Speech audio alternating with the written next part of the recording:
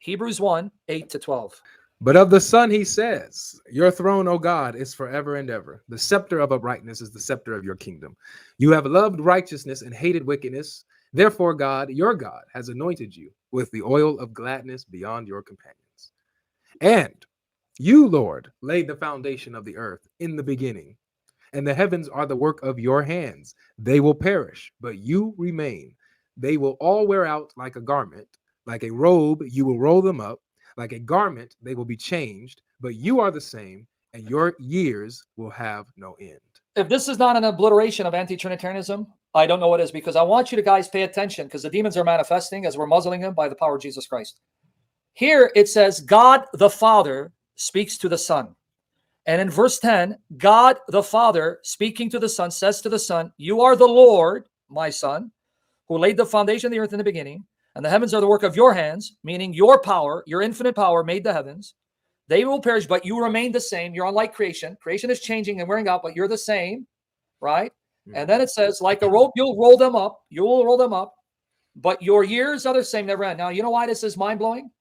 God the Father just quoted Psalm 102, verses 25-27, which is about Jehovah being the unchangeable creator, and applied those words to his Son. Exactly. He just quoted Psalm 102, 25-27, where the psalmist glorifies Jehovah for being the unchangeable creator, and he applied that to the Son.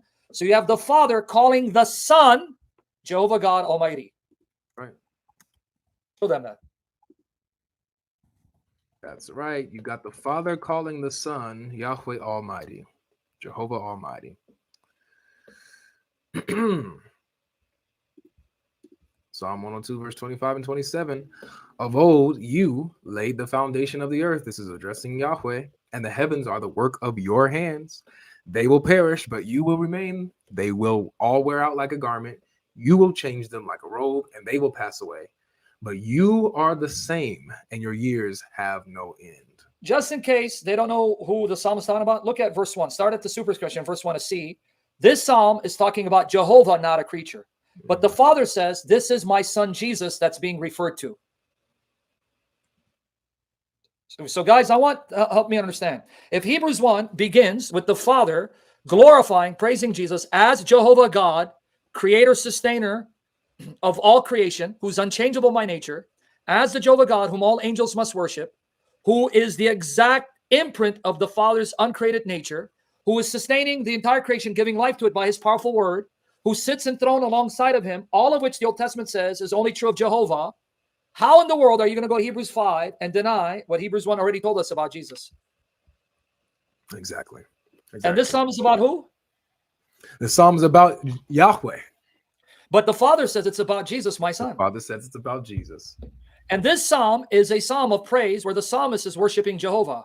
In other words, Hebrews is saying this psalm is actually a psalm where the Father is worshiping the Son. If you define worship to mean glorifying.